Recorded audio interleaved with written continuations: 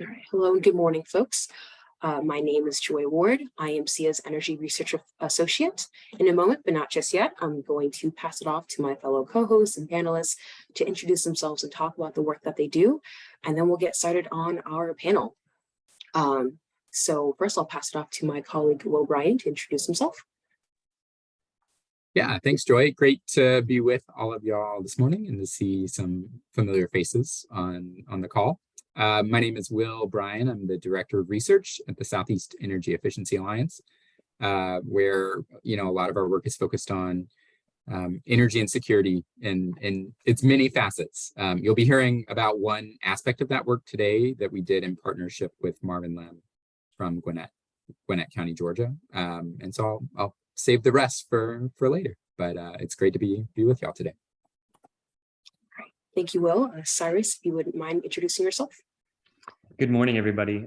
Echoing Will's welcome to friends and some new faces as well.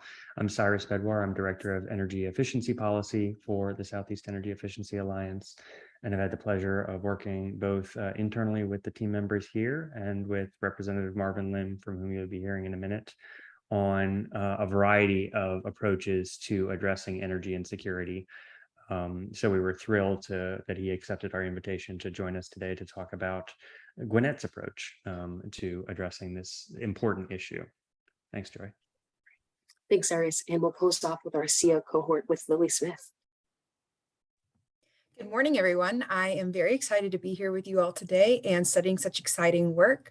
I am a program associate working with SIA. I will be helping Joy a lot with the webinars in the future and have done some work with the Justice 40 Project and Governor Lim, or Representative Lim.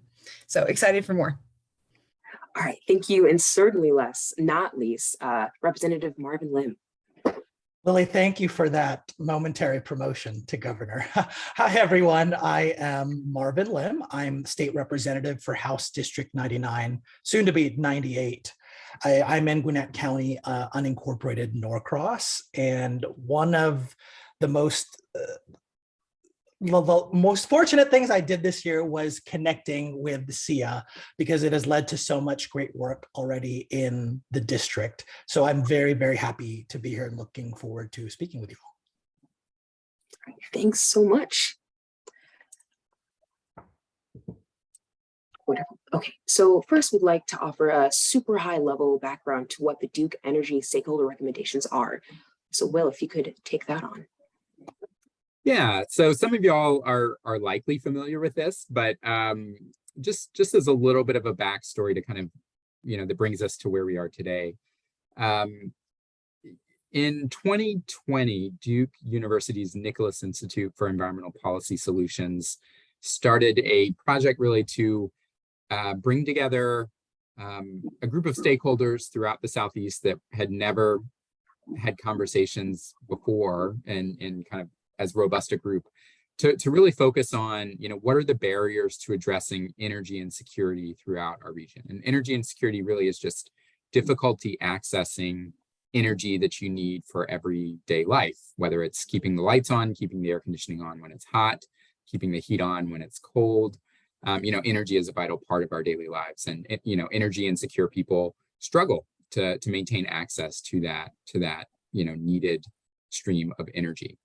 And this is, I'll just note, this is a problem that is really widespread throughout our region. More people in the Southeast face energy insecurity than in any other part of the country, both as a percentage of the population and as an actual number. And about 1 out of every 3 people in our region faces energy insecurity in some form or fashion.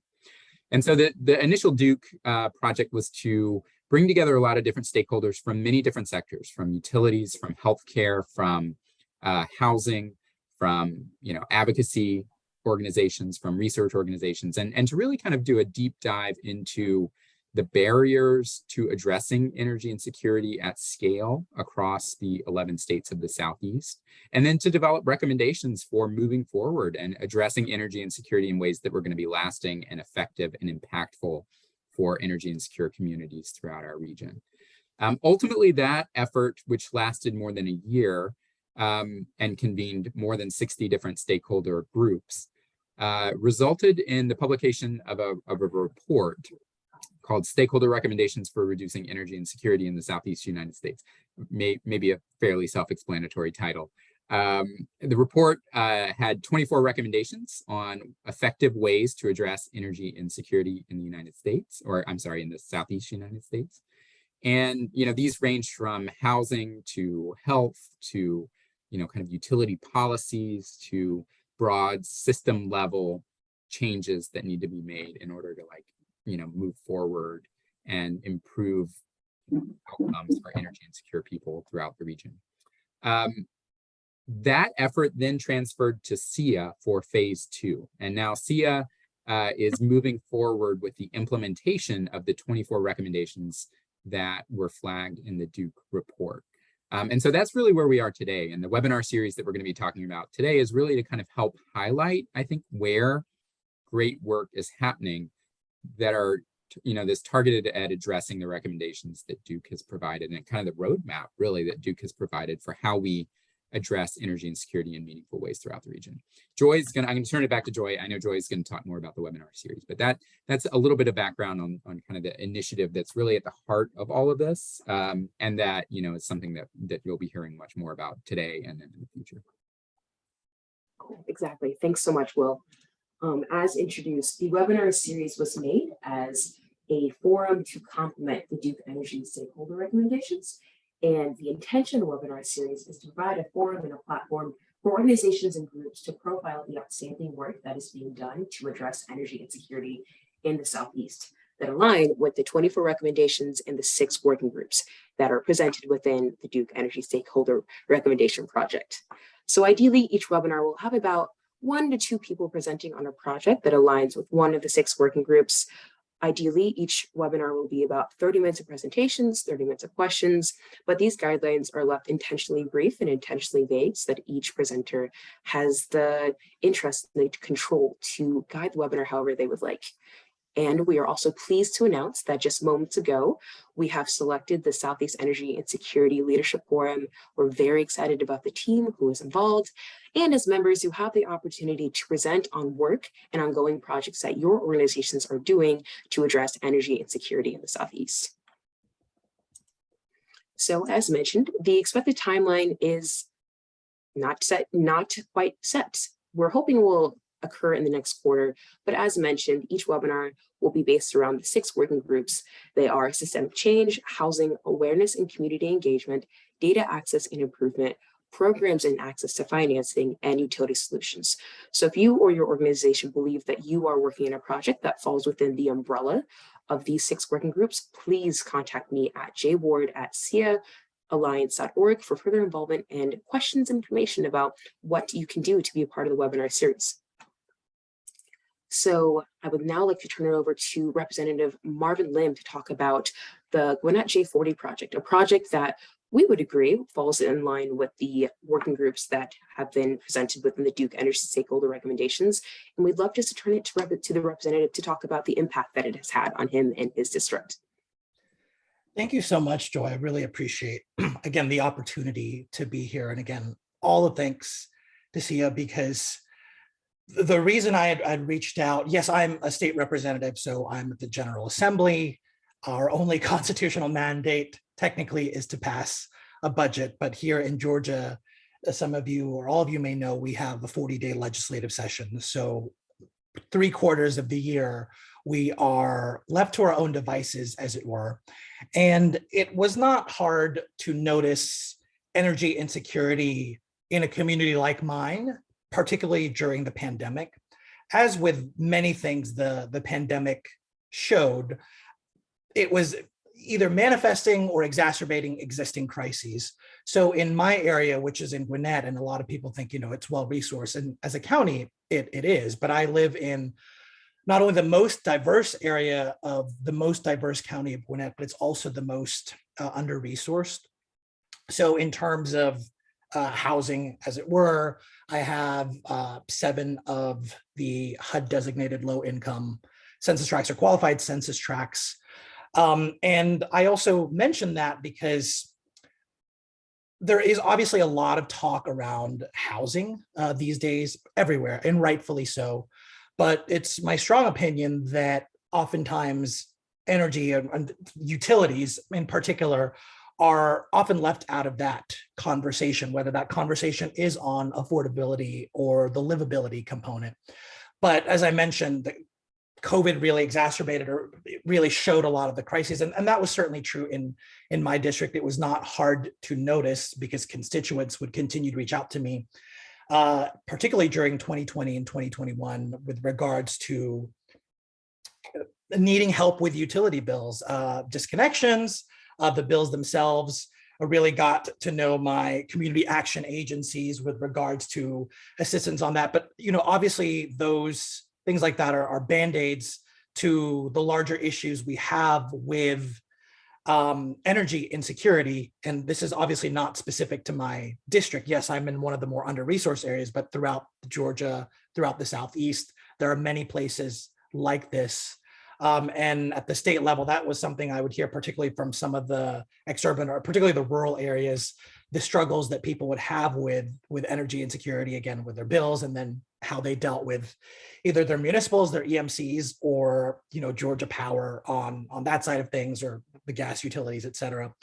So, but again, I think the affordability is an important thing, but this is part of a larger conversation that needs to be had on energy, but also again with housing. And for me as well, yes, I'm at the state level, but as I mentioned, 3/4 of the year, we are not in session.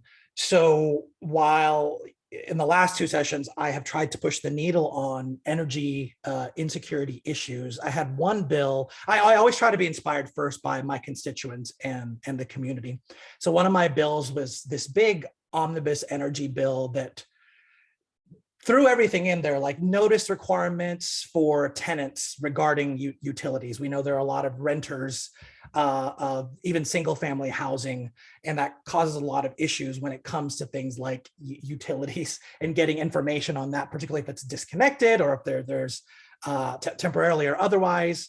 I threw in like an arbitration process. I threw in some stuff in there about to basically make it less of a monopoly for some of our entities. So that's really all at the policy level, and not expecting those things to move. And especially after session, I was thinking, well, okay, how can we move the needle? Because the other thing I believe is not just, constituents or consumers first, but I believe in showing rather than telling. And the one of the positive things is not only is there a lot of attention on housing, energy, and, trying to bridge that gap, but there's also, we know there's a lot of resources coming down from the federal level.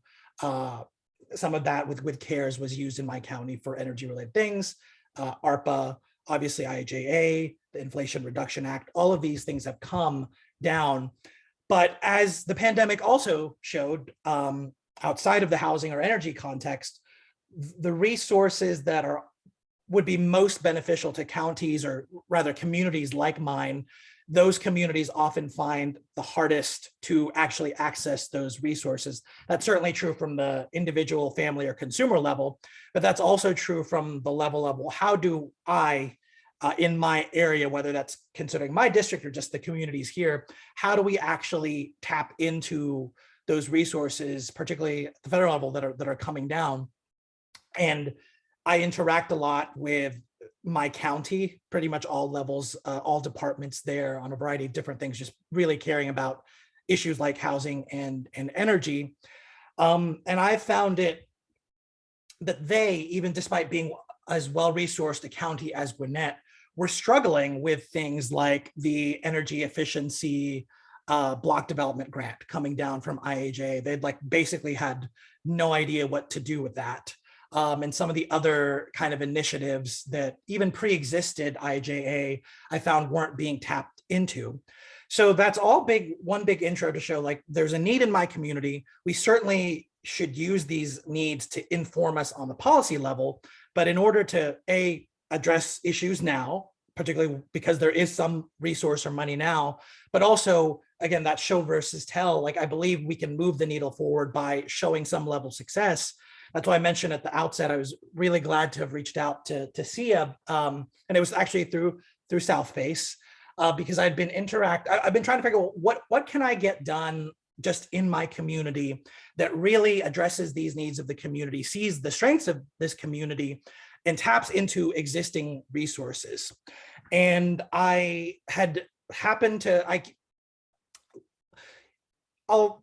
think it's important for any policymaker to know, as you all know, that as important as laws, policies are, not a lot can get done if there isn't any money. And if that money, again, those resources aren't being accessed. So because I saw that my county was not really at the level to start tapping into some of these funds or even their own funds to run any number of initiatives. Because I remember last year with my county, there was like, I forget, was it Compology that had like a smart waste metering pilot that was free. And it took my county months to tap into that. And by the time they were like, we're going to do this, the free pilot program had run out. So I was like, well, that's great. So missed opportunity right there related to utilities or energy or whatnot. But I found the J40 grant among other kind of grants.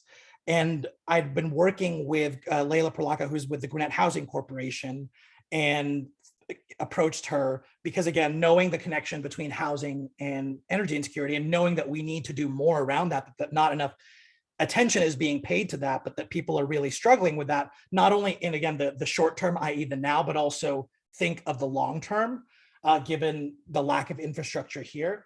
I had approached Layla saying, well, let's apply to this grant.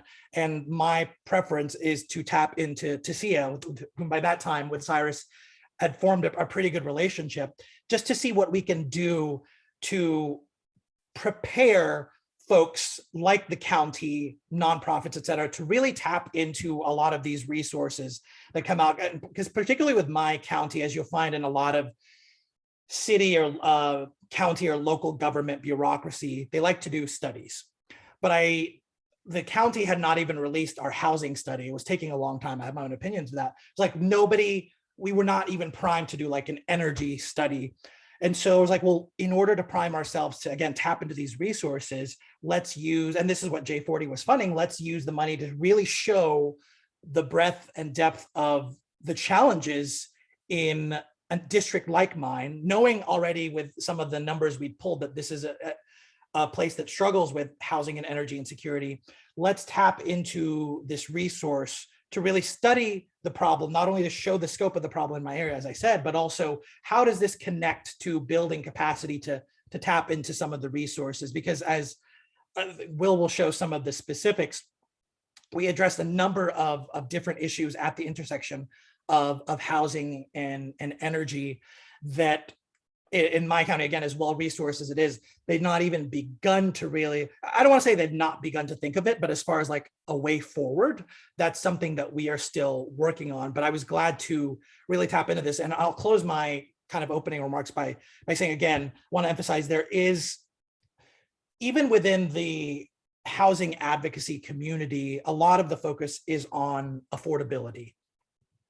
But then even within affordability or like building new housing stock, less attention is paid to how do we get housing stock that is resilient, that has the most energy efficient policies. We tend to think, I'll use the Royal, we tend to think at like the lowest hanging fruit of what housing is. We don't always in that space connect it as I believe we should. And as again, my constituents would urge with the energy insecurity component of things.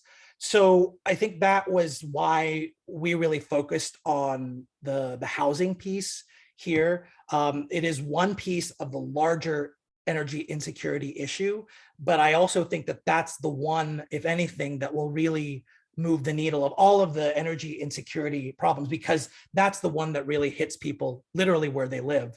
So I was really grateful to really draw that connection between housing and energy insecurity.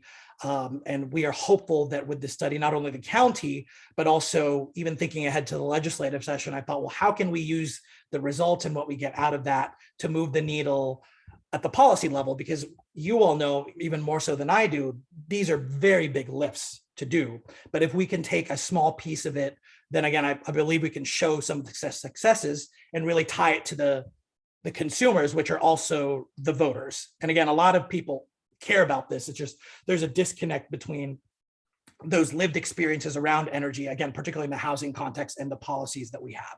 So I think that's really the approach we took here, and I'm very grateful to Sia. Thanks so much, Marvin, for speaking about the impact. It sounds like it was super helpful, so I'm so glad to have been a part of that.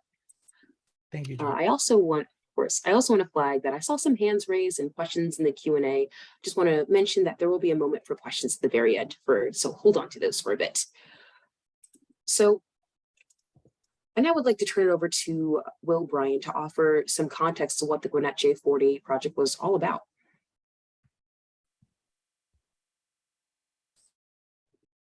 There we go. I think I'm off mute now. Okay. Thanks, Joy. And thanks, Marvin. Great to hear that.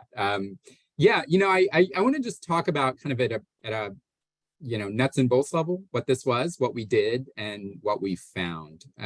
Because I think, this is something that we think strikes directly at some of the recommendations in the Duke report. And, I think one of the things that this project really has kind of reiterated is that, housing is infrastructure, and investments in housing are investments in vital infrastructure. And I think this is especially true in Gwinnett and in Marvin's district, and some of the ways that we thought about this, I think has kind of pushed the boundaries of even how SIA has thought about these issues in the past. So excited to kind of review that briefly with you. Just to kind of start though, I think this is a project and a partnership between SIA, between Representative Lim, and between the Gwinnett Housing Corporation. And it was funded by a Justice 40 Accelerator grant. And really kind of the base, the goal is to develop a plan for prioritizing and spending federal funds in Marvin's district and figuring out kind of, what are the needs of the community? And then how do we prioritize? How do we develop programs? How do we develop initiatives? How do we bring new stakeholders to the table in order to maximize investments in housing in his district? And so really, the kind of at heart, that is really what the program that we've been involved with is doing. And there's a couple phases of this. The first phase of the project really was doing a community needs assessment for Marvin's district. And I'm going to talk a little bit about the conclusions of that in just a second. But really, this involved kind of understanding the housing, the energy, the health needs of the community, and trying to think about housing kind of as the locus of where we can begin to address these kind of intertwined needs. I mean, I think one of the things we recognize during this project is that there's obviously a lot of needs. Some of them are affordable housing, some of them are healthy housing, some of them are, high energy costs, but some of them are things like, green space and walkability that traditionally have not been considered part of the kind of energy insecurity mix. But I think, what we've been trying to do with this project is really begin to see kind of housing as the center of investments in communities, and using Marvin's district really as kind of a way to begin to build a framework for using investments in housing, as a way to kind of transform a lot of other areas that we see impacting energy insecurity as well. So the first part of the project really was a community needs assessment, where we did a deep dive into the housing, energy, health needs of the community with an eye to, how do we advance efficient and healthy housing in Georgia State House District 98. I'm going to say 98 just because I'm used to saying that. That's going to be the district moving forward, but 98, 99. And then the second part of this was really taking this to folks who are working on the ground in Gwinnett County, both in Marvin's district, but in Gwinnett as a whole, and building coalitions to help kind of develop actionable programs, policies, initiatives that can, both apply for investment and then spend the money in ways that are going to be transformational for the community. And so, we had both kind of a research and a stakeholder engagement component to the project. And I think both are super critical if we're thinking about developing ways to identify community needs, make sure those actually are the community's needs, and then address them through some of the historic federal investments that we're beginning to see come down from Washington. So I'm going to talk, mostly I think about the community needs that we identified, and then I'll certainly wrap up by talking about how we address that through stakeholder engagement. And so Joy, if you want to go to the next slide. And like I said, really housing was the center of this. And so, I think if we're thinking about the Duke recommendations, this is very much an outgrowth of the housing focused recommendations from the Duke project. And we really conceptualize this in a couple of ways, thinking about, the affordability and stability of housing. That's kind of one way to think about, sort of energy insecurity's impacts in the district. Another way was the resilience of housing. We thought about the kind of community health risks and the helpfulness of housing. And then finally, we considered sort of the greenhouse gas emissions profile of housing in the district. And, all of that I think is are kind of components that, contribute to vulnerabilities in the district, but that can also be solved through investments directly in housing. And that's kind of what we were getting at. So next slide, please, Joy.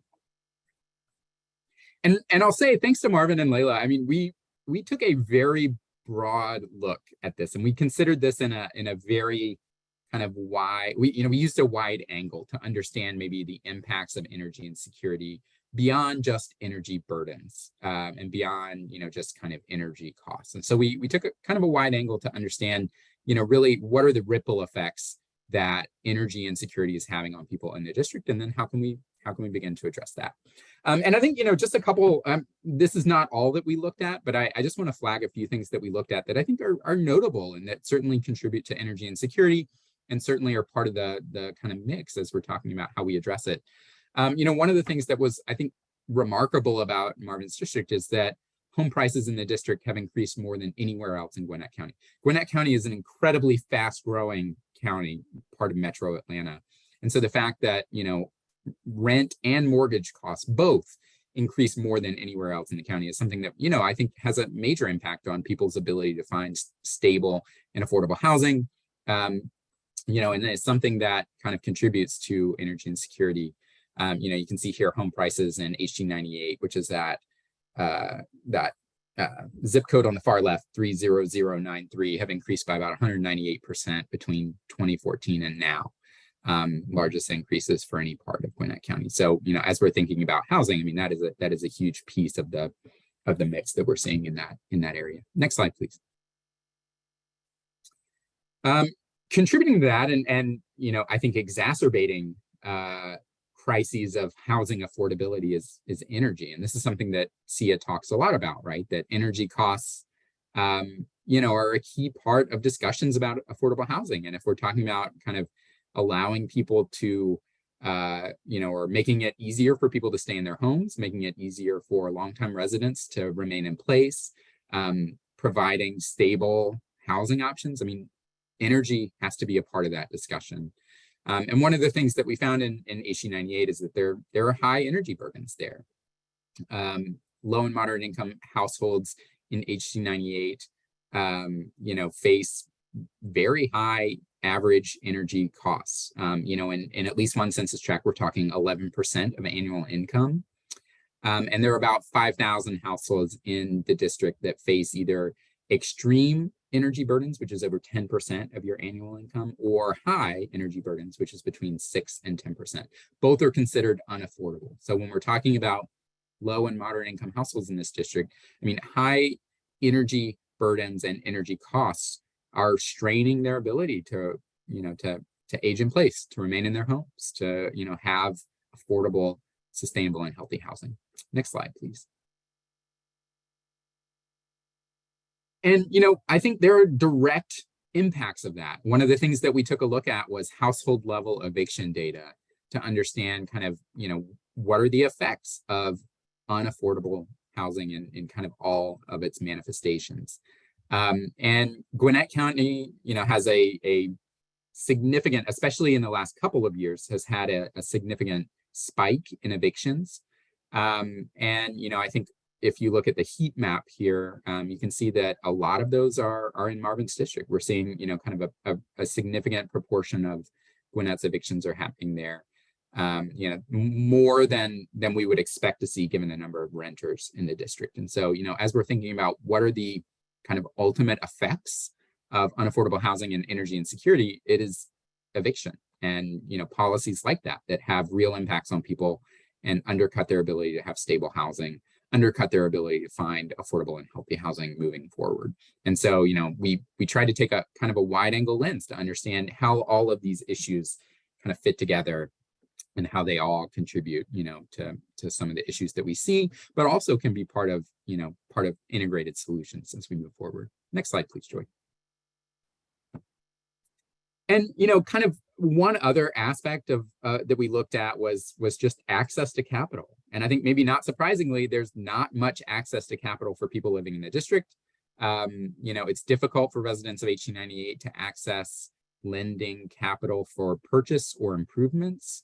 In 2017, which is the most recent data we had, about 42% of all loan applications for a home purchase or improvement were denied. And that's a higher rate than any surrounding areas. And 65% of those unsuccessful applicants were people of color. And so if we talk about, people need capital to be able to make their homes more efficient, more sustainable, more healthy. And this kind of capital constraint that we're seeing in the district is a huge issue as we're talking about, blocking people from getting access to affordable and healthy and sustainable housing. Next slide, please, Joy. And, one of the things magnifying the impacts of this is the fact that there are a lot of renters here. If you look at the chart on the right, there are about 66% renters in Gwinnett County, or I'm sorry, 66% of all homeowners or all households in Gwinnett County, are homeowners, whereas in HD 98, about 67% are renters. So almost the exact inverse of what we're seeing in Gwinnett County. And I think, the impacts of that is that it makes it difficult, there's a split incentive with landlords that's well documented that makes it difficult for renters to access energy and housing assistance, make it difficult for them to access capital for financing and have permission to actually make changes to their residence. And so the result is that it's much harder to funnel assistance to people who need it in Marvin's district, just because there's a much higher proportion of renters there than we see in other parts of the county. Next slide, please. And all of this contributes to a lack of resilience to disaster events. And we looked at this in a couple of different ways. You can go to the next slide, Joy. One way we looked at this is by looking at kind of developed land and impervious surface, just to understand, how is development impacting people in the district? And, how can housing maybe be a solution to begin to kind of ameliorate some of these impacts? And I think, if you look at Marvin's district there, which is kind of in the zoom out box, you can see that the high intensity developed land uses are very common, and that they've grown about 31% in the last decade. And so we're seeing a much more developed area. And this has, impacts on impervious surface. This has impacts on urban heat. This has impacts on ability to be resilient in the face of natural disasters. And, ultimately, we wanted to think about kind of how that impacts energy insecurity, how that maybe puts residents of HD 98 at a disadvantage because they have to cool their homes more than people in surrounding areas, that kind of thing. Next slide, please. And, we also looked at tree canopy. I think this is another piece of the puzzle. And HD 98, maybe not surprisingly, has less than the rest of Gwinnett and then the city of Atlanta. And so if we're talking about infrastructure that can mitigate the effects of heat during the hottest parts of the summer and maybe reduce energy bills, there's just less of that in the district. And so all of this is part of that energy insecurity equation. Next slide. Maybe not surprisingly, there are community health risks that are associated with housing that are associated, that can be addressed by housing as well. Next slide, please. One of those is air quality.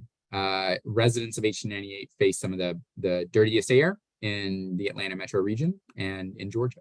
They're particularly vulnerable to like diesel particulate matter.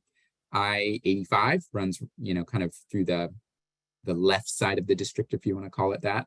And, there's a lot of trucking, 15 census block groups. The bulk of them in the district are in the 90th percentile compared to every other place in Georgia for diesel particulate matter in the air. And all census tracts are in at least the 80th percentile for that. So we're talking, air quality impacts that potentially could be mitigated through better housing and through, kind of the ability to sort of insulate people from exposure to this. Next slide.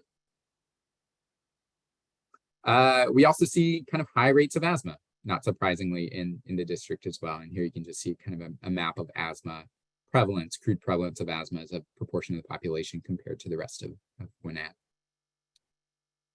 Next slide, please. And, just in thinking about resources, about 40% of residents there lack health insurance. And that's a much larger proportion than we see in Gwinnett as a whole. And that magnifies some of the challenges, but it also, magnifies the opportunities of if you can improve housing for folks and make it healthier, then that's one way to kind of strike at this issue. Obviously, more needs to be done on that, right? But that's certainly mitigating health risks and exposures that people face just in their day-to-day lives in their houses is a critical part of, improving health outcomes in the district. Next slide. And then finally, we looked at the emissions profile of housing in the district and some of the ways that investments in housing could be, potentially transformative for climate work. Next slide, please, Joy. And I'll apologize. This is an incredibly data heavy and busy slide. It's terrible, but I will just say, that low and moderate income households in HD98 generate about 11% of Gwinnett County's total GHG emissions, which is significant. And so if we're talking about needing a reason to invest in low and moderate income housing, beginning to close the greenhouse gas emissions, kind of disparities that we're seeing is like a really key one. And it's a key pathway that we can use to begin to address kind of the outsized greenhouse gas emissions from housing that we see across the Atlanta metro region. And, even if we just reduce that by about 7%, which is this sort of typical savings from weatherization, that would be the equivalent of saving about 500, almost 600,000 pounds of coal that were burned over the course of a year. Next slide. And so ultimately, we wanted to think about, how can housing address these issues? Why housing? And so if you go to the next slide, Joy, we can kind of explain sort of what that looks like. And so, here we just developed kind of a brief guide, right? Housing is infrastructure, and investments in housing are investments in the grid. They're investments in disaster resilience. They're investments in people's health. They're investments in affordability and stability. They're investments in communities in ways that we don't, I think fully understand and capture in a lot of the metrics that energy efficiency folks tend to use. And so, just a few of the ways that this works, right? Weatherization improves energy performance and reduces health hazards, and that improves resilience, affordability, climate, and health outcomes. Rooftop solar and other forms of clean energy decrease energy expenditures and emissions, and that's a benefit for resilience, affordability, climate, and health. Expanding green space and decreasing impervious surface, reduces air temperature and flooding, which improves resilience, affordability, climate, and health. And then, having access to affordable, clean transportation like an EV or electrified public transit, provides resilience benefits in the form of backup power and reduces emissions that people are exposed to in their day-to-day lives. So the locus of what we're trying to do is really to drive investments in housing in ways that are going to have ripple effects throughout the district, not just on people's kind of, affordability, sustainability, healthfulness of their housing, although that is incredibly important, but also on, kind of these other community level issues and enhance community level resilience, climate impacts, health, that kind of thing. Next slide, please, Joy. And so, ultimately what we did is we did an analysis to say, like, who is most at risk from, the real kind of combination of issues that we looked at. And then to use that to start to think about, okay, so how do we develop programs that are going to reach these folks who, I think traditionally have not really had access to existing energy efficiency, weatherization, healthy housing programs. And then, how do we apply for, or I should say match funds from the federal government, apply for those funds, and then spend them in ways that are going to be transformative for the district. Next slide. So I'm just going to review that really, really quickly. But, one thing we found, obviously, low and moderate income households are very much at risk. About 60% of all households in HD98 are low and moderate income. So you address that, and you're addressing a huge part of these issues in intertwined ways. And on average, some of these income bracket groups face energy costs that make up nearly 15% of their income, which is, totally unsustainable. And so, addressing housing through weatherization, through energy efficiency as a way to improve affordability and to really kind of strike at some of these issues in a key way. Next slide, please. We also found that renters are particularly at risk. For one, there's a lot of them in the district. Here you can see this. We did a parcel analysis of where renters are in the district. This is a kind of a parcel by parcel view of where we suspect that there are rented households. Energy burdens for renters are nearly 30% higher than they are for homeowners, and they're significantly more in the district. And so, you know, that combined with the fact that there just are not great existing programs to reach those folks means that, you know, as we think about how to be transformative in terms of federal investments, that's a key priority and needs to be a key priority as we move forward. And I'll note also, you know, in our conversations with Marvin and Layla and the other stakeholders, I mean, one other thing that came out is that, you know, there are a lot of homeowners who are being priced out. And so that also needs to be a key focus, is that there are longtime homeowners in the district who are being caught by rising, you know, those incredibly fast rising housing costs. And so, yes, there are a lot of renters. Yes, they don't really have resources, but, you know, we need to also be considering longtime residents and making for some community stability through support in that way. Next slide. We found that single family households have outsized energy costs and energy burdens. You know, residents of like mobile homes and RVs tended to face the highest energy costs as a proportion of their income and just highest overall. But there really were not that many of those households, but there are lots of single family households in the district, and they have comparatively high energy cost burdens. And, you know, they also face a number of these overlapping vulnerabilities as well. So, you know, prioritizing support for those communities is vital. Next slide.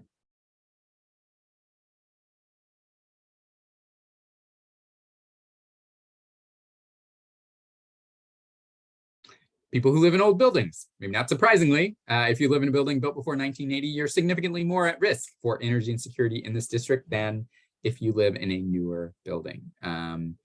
And, you know, energy costs are about 9% higher and energy burdens are about 24% higher for people in older buildings. So as we're beginning to think about, like, how do we prioritize maybe a limited set of federal funds, you know, being able to target on these basis and develop programs that are going to reach folks who maybe haven't had access to funds before is really vital. Next slide. And then finally, we found that utility gas customers in the district pay about 45% more for their energy every year compared to all electric households. And, you know, they have both higher annual energy costs and energy burdens than the all electric households in the district. And so, you know, as we're thinking about policies that potentially have the ability to provide affordability benefits and a number of other benefits, I think, you know, this suggests to us that potentially thinking about, you know, how we address utility gas is a really key part of that. Next slide, please. And so just to kind of put a bow on this, I guess, and to wrap it up, you know, we did this analysis. It was more in-depth than I think I have had time to go into, and more in-depth than you see here. But we really want to understand kind of how all of these issues interlock together and really, you know, interlock around the house, and then how we can use investments in housing to address that through a number of ripple effects. We took these to stakeholders in the district, and we're kind of in the process of building coalitions around, you know, solution sets to these, and then, you know, we're going to be moving forward with identifying appropriate sources of federal funding, and then beginning to, you know, develop and stand up initiatives that can actually, you know, apply for and then spend federal funds directly in the district in ways that are going to be transformative. And, you know, I think this is kind of the type of approach that we think is scalable throughout the region. And, you know, happy to talk more about kind of that. But, you know, ultimately, our kind of conversations with stakeholders, I'll just step back and say the data is not enough. The data is important in identifying needs, but, you know, I think what really came out in the conversations with stakeholders are other community needs that maybe flew under the radar, you know, for the data. And so by doing kind of those two elements together, I think we have a good sense of kind of what Marvin and, you know, the community that lives in HD 98 what their priorities are, and then, beginning to support these communities as they look for appropriate federal funds and apply for them, and then, hopefully spend them in ways that are going to be transformative. So I'm going to wrap it up there. I think we have, I'll turn it back over to Joy, but I think we do have some time for questions if anybody wants to ask. Yes, thank you, Will. Thank you for just wrapping up how the Good Energy 40 project can, although very impactful, it also falls into the working groups that we're hoping to see in our webinar series. So I know that a lot of questions and raised hands were popping up before. Please feel free to fill in the Q&A section with some questions.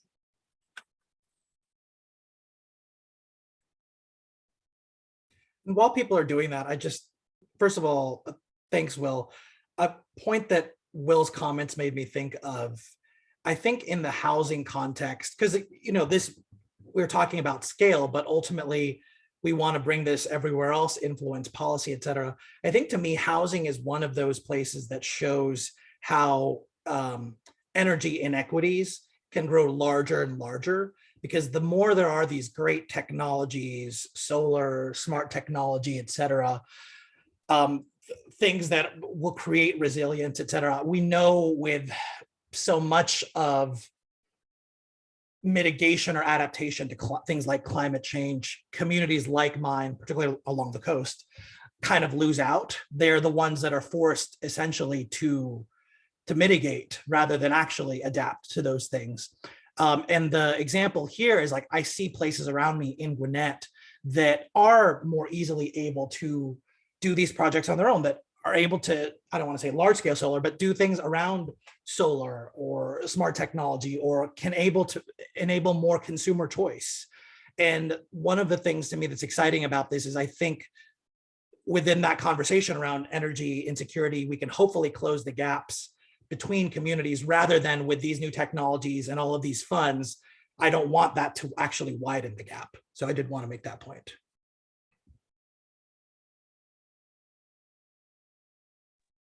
We do have a question that came in through the Q&A, and I believe that Will or Marvin could answer.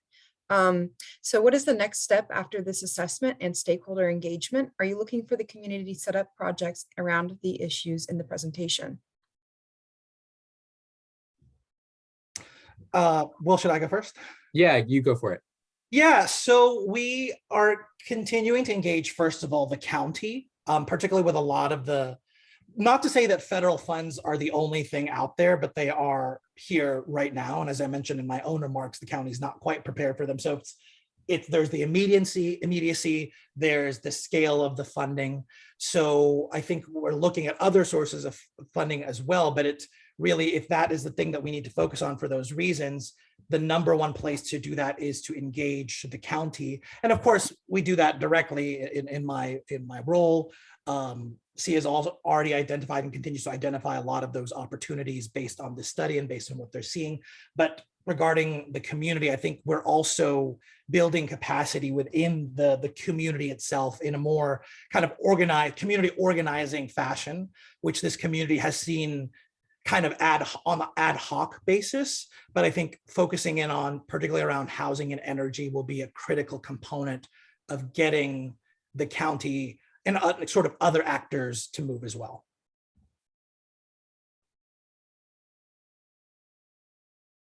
Will, did you have anything you wanted to add to that? Yeah, I'll just echo that. I think, that on the SEIA side of things, I think one of the things that we want to do is to think a lot about how can we make this process accessible to other communities as well. One of the SEIA was a regional administrator for about $25 million in American Reinvestment and Recovery Act funds back in 2008, 2009, and for several years after that. And I think one of the lessons learned from that experience was that communities maybe that would have benefited most from those funds had the least capacity to apply for them due to staffing, due to other demands, due to, kind of not knowing about the federal funding process, that kind of thing. And so, I think for SEIA, it's very important that the current round of funding does not repeat that repeat that. And so, I think we've been doing a lot of thinking about how do we kind of take this kind of process of, helping to scope community needs and to understand, maybe where investments can have a major impact and be transformational. And then how do we scale that? Because there are a lot of communities throughout our region that, I think would benefit and, that could use similar kinds of support. And so, one of the questions I think that we're grappling with is really how do we scale it? And I'll just flag we're working on a project that's kind of similar right now in the Alabama Black Belt region, kind of in Selma, and then in Hale and Perry County, Alabama, which is a very rural part of kind of southwestern Alabama. And again, the question really facing us is very similar. It's how do we work with local communities? And again, that's maybe the royal we. How do we work with local communities to kind of empower them, provide technical assistance, provide access to community needs assessments like this in ways that can assist them in prioritizing their needs, identifying funding opportunities to support those needs, and then going out and getting it and spending it. So that's I think an unanswered question to some extent. I think we have some ideas about that, but I think that's something that we're certainly wrestling with, is how do we do this regionally in ways that are gonna be transformative, because we have a decade now of IRA funding to think about how do we get that into communities in our region in ways that are going to be equitable and in ways that are going to be transformational. And I think sort of this project has helped us begin to really think about that in some concrete ways, and think about how as we think about how we scale it. And I'll just add quickly to that. It's something that obviously this project was regarding my district, but when I put my state legislative hat on and seeing how, again, these challenges, not only with respect to the energy insecurity, but how actually people address it, are very prevalent in some of the areas that have even maybe a different scale of the problem, but also fewer resources to be able to do this. I think a classic example I use in the housing energy security context is, we know that with HUD CDBG funding that is out there. Now, Gwinnett has its own entitlement funds. Most of the counties in Georgia, except I think 8, have to apply through DCA. But I know for a fact that so many, particularly of the smaller areas, wouldn't even know, like, that is a large lift for them. So even though they might have a lot of potentially viable projects to rehab and retrofit houses, address some of the issues around air quality, lead, energy, et cetera, to access, even because that has nothing even to do with the resources that are coming down. That's an even kind of larger lift for people. It's like building that capacity. I will say at the state level, or among the other kind of communities or advocacy tables that I sit at, there's being a lot of thought being given to that, because I think if you want to move the needle as far as like state and federal level policy, you need to see these successes in many different places. So what does that look like to increase or support the capacity of some of these smaller jurisdictions to do that? I guess I'm saying all that to say there are a number of tables that are grappling with that question right now. Nobody has, quote, the solution, but I think it's on everyone's mind.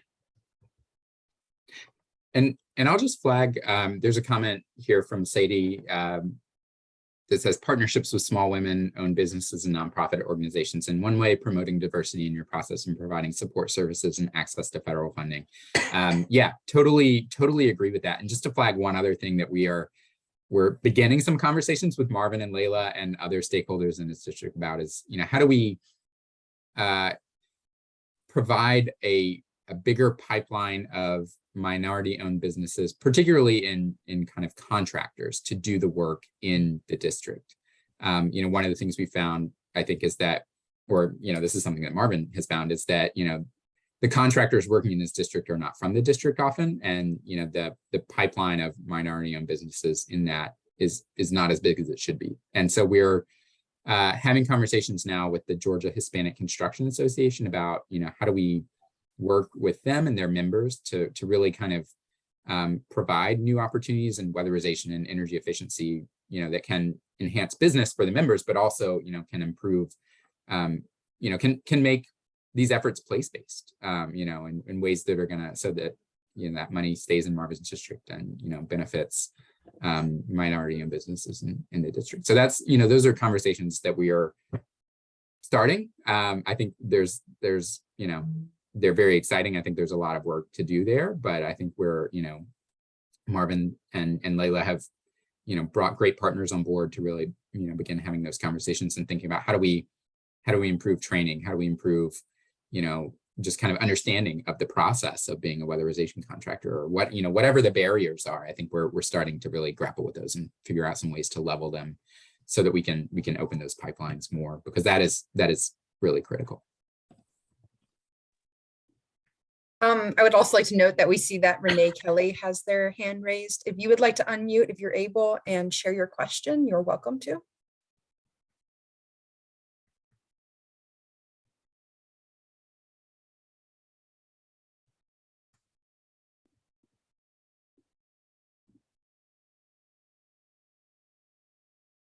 You may be muted if you're trying to say anything.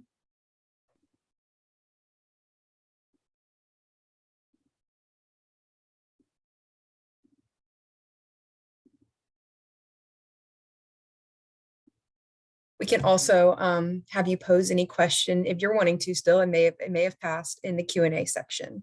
Yeah.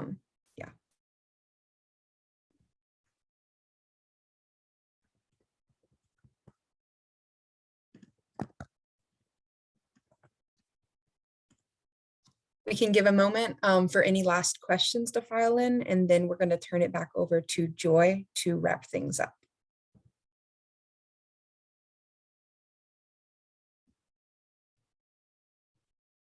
Right. Well, I'm going to share my screen one more time. See it right here. Yes. Thank you everyone for attending. I'd love to put in a plug for the Southeast Energy Summit. After a 2-year hiatus, the Southeast Energy Summit is back for SEIA from October 2nd to 5th. Please make sure to buy your ticket. Sponsorship opportunities are available. But with that, with no more questions, thank you everyone for attending our webinar. Yes, slides will be available, and a recording of this session will also be available. Thank you so much for everyone for attending. Hope to see everyone soon. Stay in contact. Thanks so much.